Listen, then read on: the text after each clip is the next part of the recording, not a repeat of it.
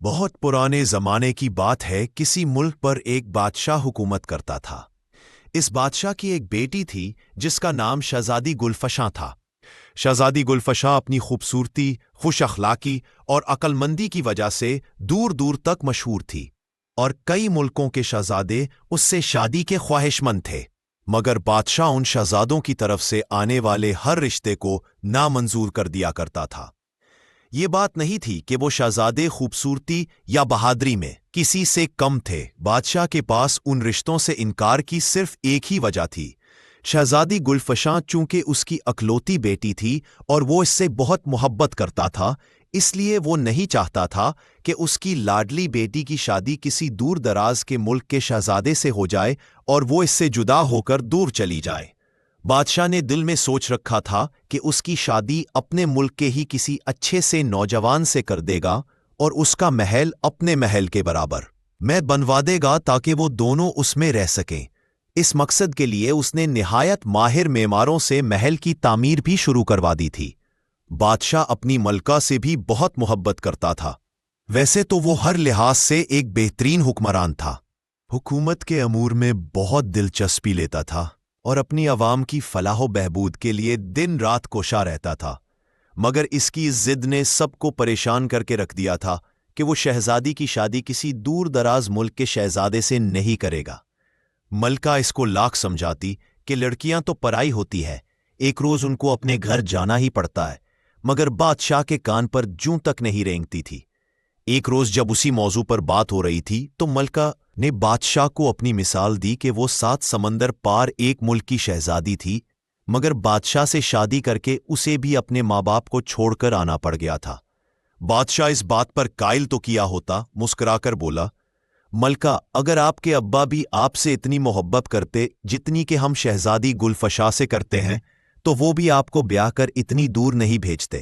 ملکہ نے یہ بات سنی تو منہ پھیلا کر بولی، جہاں پناہ، آپ کو پتا ہے میرے ابا حضور میرے بغیر کھانا بھی نہیں کھاتے تھے، میں ایک لمحے کے لیے بھی ان کی نظروں سے اوجھل ہو جاتی تھی تو وہ بے چین ہو جاتے تھے۔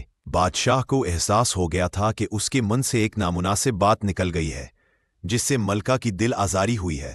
اس نے کہا، پیاری ملکہ، ہم معافی چاہتے ہیں، ہم نے مذاق ہی مذاق میں ایک غلط بات کہہ دی تھی، ورنہ حقیقت تو یہ ہے کہ تمام باپ اپنی بیٹیوں سے یکساں محبت کرتے ہیں۔ ملکہ نے بادشاہ کی شرمندگی محسوس کر کے نرمی سے کہا، میرا خیال ہے کہ ہماری شہزادی ملک فارس کے شہزادے احمر کو پسند کرتی ہے۔ آپ کو یاد ہے نا، وہ اپنے ماں باپ کے ساتھ تھوڑے دن پہلے ہمارے ملک میں آیا تھا۔ دونوں حالانکہ چند روز ہی ایک ساتھ رہے تھے، مگر اتنے کم عرصے میں ہی آپس میں کافی گھل مل گئے تھے۔ اس کی ماں نے شہزادی کا رشتہ بھی مانگا تھا، مگر آپ نے کہہ دیا تھا کہ سوچ کر جواب دیں گے۔ میرا تو خیال ہے کہ آپ ہاں کر ہی دیجئے، شہزادہ احمر ہماری بیٹی کو بہت خوش رکھے گا۔ بادشاہ نے ملکہ کی بات کا جواب تو نہیں دیا، صرف اتنا کہہ کر اٹھ کھڑا ہوا، ملکہ، تم اس سلسلے میں جلد ہی خوشخبری سنو گی۔ یہ کہہ کر بادشاہ تو کمرے سے نکل گیا اور ملکہ دھک سے رہ گئی کہ جانے بادشاہ کیا کرنے والا ہے۔ بادشاہ کا ایک وزیر بھی تھا، بہت عقل مند، وفادار اور بادشاہ کا جانثار۔ وزیر کا ایک بیٹا بھی تھا اور اس کا نام شہریار تھا۔ وہ تلوار بازی، تیر اندازی اور نیزہ بازی میں یکتا تھا۔ صورت شکل اس کی ایسی تھی کہ جو دیکھے دیکھتا رہ جائے۔ شہزادی گلفشاں اور شہریار کا بچپن ایک ساتھ ہی گزرا تھا۔ بادشاہ اور ملکہ اس کو اپنے بیٹوں کی طرح ہی چاہتے تھے۔ یہی وجہ تھی کہ اس کی تعلیم و تربیت اور تلوار بازی وغیرہ کی تربیت شہزادی گلفشاں کے ساتھ ہی ہوئی تھی۔ وہ دونوں ایک دوسرے سے بہت مانوس تھے اور ایک دوسرے کے دکھ سکھ کے ساتھی تھے۔ گرمیوں کی ایک دوپہر تھی، کھانا کھانے کے بعد سب لوگ اپنے اپنے کمروں میں آرام کر رہے تھے۔ زیادہ دیر نہیں گزری تھی کہ ایک کنیز بھاگتی ہوئی ملکہ کے پاس آئی اور گھبرائے ہوئے لہجے میں بولی، ملکہ عالیہ، جلدی سے آئیے، شہزادی صاحبہ کی طبیعت خراب ہو گئی ہے۔ کنیز کی بات سن کر ملکہ گھبرا گئی اور دوڑ کر شہزادی کے کمرے میں آئی۔ اس نے دیکھا شہزادی گلفشاں آنکھیں بند کیے اپنے بستر میں لیٹی ہوئی ہے، ایسا معلوم دیتا تھا جیسے وہ بے خبر سو رہی ہے۔ ملکہ نے غصیلی نظروں سے کنیز کی طرف دیکھا اور بولی، شہزادی تو سو رہی ہے، تم کہہ رہی ہو کہ اس کی طبیعت خراب ہو گئی ہے؟ کنیز خوف سے تھر تھر کانپنے لگی اور بولی، ملکہ حضور، شہزادی صاحبہ اچھی خاصی مجھ سے باتوں میں مصروف تھیں کہ اچانک انہوں نے ایک چیخ ماری اور بستر پر گر پڑی۔ میں نے انہیں بہت آوازیں دیں مگر انہوں نے کوئی جواب نہیں دیا۔ یہ بات سن کر ملکہ کو بھی تشویش ہوئی۔ اس نے پہلے تو شہزادی کو ہلا جلا کر اٹھانے کی کوشش کی، پھر جب کوئی کامیابی نہیں ہوئی تو اس نے بادشاہ کو اطلاع کروائی۔ شہزادی کی خراب طبیعت کے بارے میں سن کر بادشاہ کے تو ہاتھوں کے طوطے اڑ گئے۔ وہ بھاگا بھاگا آیا اور محل کے تمام طبیبوں کو طلب کر لیا۔ وہ سب شہزادی کا معائنہ کرنے لگے۔ ایک طرف وزیر زادہ شہریار بھی منہ لٹکائے خاموش کھڑا تھا۔ تھوڑا دیر بعد جب طبیبوں نے معائنہ ختم کیا تو وہ خاصے مایوس تھے۔ انہوں نے بادشاہ کو بتا دیا کہ شہزادی کا مرض ان کی سمجھ سے بالاتر ہے۔ یہ سن کر بادشاہ کے چہرے کا رنگ اڑ گیا اور وہ سر پکڑ کر بیٹھ گیا۔ یہ خبر جنگل کی آگ کی طرح پورے ملک میں پھیل گئی تھی۔ بادشاہ نے اسی وقت ملک کے دوسرے حکیموں اور طبیبوں کو بھی طلب کر لیا اور شہزادی کو دکھایا گیا مگر بے سود۔ شہزادی کا مرض کسی کی بھی سمجھ میں نہیں آیا تھا اور وہ بدستور اپنے بستر پر بے سود سوتی رہی۔ اسی پریشانی میں شام ہو گئی۔ اگلے روز مایوس ہو کر بادشاہ نے یہ اعلان کروا دیا کہ جو بھی شہزادی کو نیند سے بیدار کرے گا شہزادی کی شادی اس سے کر دی جائے گی۔ اس اعلان کو سن کر کوئی بھی حاضر نہیں ہوا۔ سب لوگ یہی سوچ رہے تھے کہ جب بڑے بڑے حکیم اور طبیب اس سلسلے میں کچھ نہیں کر سکے تو وہ کیا کر لیں گے۔ اس صورتحال سے بادشاہ اور ملکہ سخت پریشان تھے۔ ان کی مایوسی بڑھتی جا رہی تھی کہ ایسے میں ایک چودار نے آ کر اطلاع دی کہ ملک فارس کا شہزادہ احمر آیا ہے اور شہزادی کے علاج کے سلسلے میں بادشاہ سے ملنا چاہتا ہے۔ نا امید بادشاہ کی امید ابھی باقی تھی۔ اس نے شہزادے احمر کو فوراً ہی اپنے کمرے میں طلب کر لیا۔ محل کے پہرے دار اس کو لے کر حاضر ہو گئے۔ بادشاہ اس سے پہلے بھی ملا ہوا تھا۔ چند روز قبل وہ اپنے ماں باپ کے ساتھ اس کے محل میں آیا تھا۔ شہزادہ احمر نے جھک کر بڑے ادب سے بادشاہ کو سلام کیا اور بولا، جہاں پناہ، میں اپنے ساتھیوں کے ساتھ شکار پر نکلا ہوا تھا۔ منادی کرنے والوں سے سنا کہ شہزادی صاحبہ نیند سے نہیں جاگ رہی۔ میرا خیال ہے کہ ان کی بیماری کا علاج میرے پاس ہے، اس لیے آپ کی خدمت میں حاضر ہو گیا ہوں۔ اس کے گفتگو کرنے کے انداز اور وجاہت نے بادشاہ کو بہت متاثر کیا تھا۔ اس نے دل میں سوچا کہ اگر اس خوبرو شہزادے نے اس کی بیٹی کو ٹھیک کر دیا تو وہ ضرور اس سے اس کی شادی کر دے گا۔ پھر بھی اس نے اپنی تسلی کے لیے ایک سوال کیا، تم تو ایک شہزادے ہو، حکمت کے کاموں سے تمہارا کیا واسطہ؟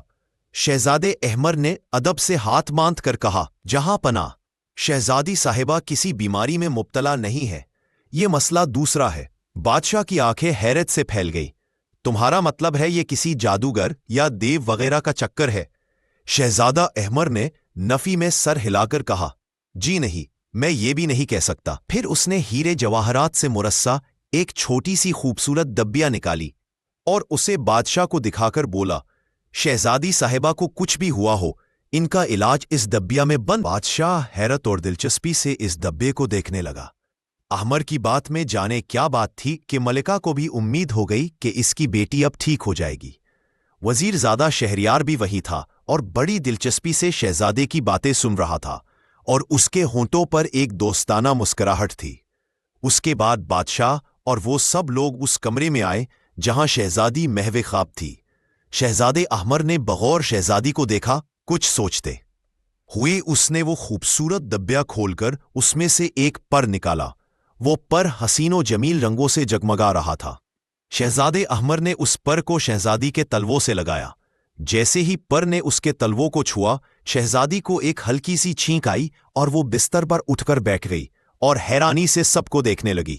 بادشاہ اور ملکہ کے منہ سے خوشی کی ایک چیخ نکل گئی۔ بادشاہ نے جلدی سے آگے بڑھ کر شہزادی کو گلے سے لگا لیا۔ شہزادی گھبرائی ہوئی سی لگ رہی تھی۔ ابا حضور، مجھے کیا ہو گیا تھا؟ اس نے پوچھا۔ کچھ نہیں میری بیٹی، تم بالکل ٹھیک ہو۔ پھر بادشاہ نے شہزادہ احمر کا ہاتھ پکڑ کر کہا، شہزادے، ہم تمہارا یہ احسان زندگی بھر نہیں بھولیں گے۔ یہ خبر تھوڑی ہی دیر میں پورے ملک میں پھیل گئی تھی۔ اس خوشی میں بادشاہ نے غریبوں کے لیے خزانے کے من کھول دیے تھے۔ چند روز کے بعد حسب وعدہ شہزادہ احمر اور شہزادی گلفشا کی بڑی دھوم دھام سے شادی کر دی گئی۔ رخصتی کے وقت شہزادی بادشاہ کے سینے سے لگ کر رونے لگی تو بادشاہ نے شفقت سے اس کے سر پر ہاتھ پھیرا اور کہا، بیٹی، ہم غلطی پر تھے، हर लड़की को एक ना एक रोज अपने घर जाना पड़ता है। ये हमारी खुशकिस्मती है कि तुम्हारी शादी अहमर जैसे खूबसूरत और ज़हीन शहजादे से हुई है। मलका शहजादी की जुदाई से रंजीदा तो थी, मगर इस बात पर खुश भी थी कि बादशाह ने शहजादी की शादी के सिलसिले में अपनी जिद छोड़ दी थी। उसने भी शहजादी को गले से लगाकर दुआएं दी। इस मौके पर सारे वजीर, मशीर और दूसरे मुलाजमीन वहां जमा थे। बादशाह ने अपनी बेटी को बेशुमार कीमती तोहफे दिए थे और 100 सिपाहियों का दस्ता इनकी हिफाजत के लिए साथ कर दिया था। सफर पर रवाना होने से पहले शहजादी ने चारों तरफ देखा जैसे किसी को तलाश कर रही हो। जल्द ही उसकी निगाह वजीरजादे शहरयार पर पड़ी। वो एक कोने में सर झुकाए उदास खड़ा था। शहजादी दौड़कर उसके करीब पहुंची और उसके दोनों हाथ पकड़कर बोली, शहरयार भाई, अगर आप ये सब कुछ ना कर पे तो मेरी शादी कभी भी शहजादा अहमर से नहीं होती। आपने इतनी अच्छी तरकीब बताई थी कि अब्बा हजूर अपनी शर्त से दस्तबरदार होने पर मजबूर हो गए। शहरयार मुस्कुरा कर बोला, मैंने बहुत सारी कहानियों में सुन रखा था कि कोई शहजादी जब किसी बड़ी मुसीबत में फंस जाती थी तो बादशाह सलामत यही ऐलान करवाते थे कि जो शहजादी को उस मुसीबत से निजात दिलाएगा उसकी शादी शहजादी से कर दी जाएगी।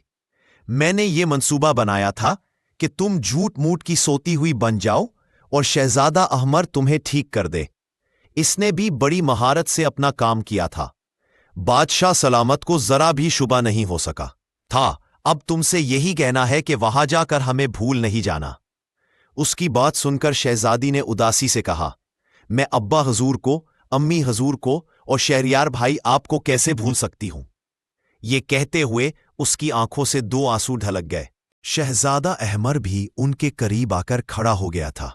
उसने कहा, शहरयार, तुम एक अच्छे और सच्चे दोस्त हो। तुम अगर वो तरकीब ना बताते और मेरी शादी शहजादी से ना होती तो मैं खुद सचमुच का सोता शहजादा बन गया होता। तुम्हारा ये एहसान मैं जिंदगी भर नहीं भूलूंगा। ये कहकर उसने शहरयार को गले से लगा लिया। शहरयार ने शहजादी के सर पर हाथ फेरा और फिर ये काफिला शहजादी को लेकर परदेस रवाना हो गया।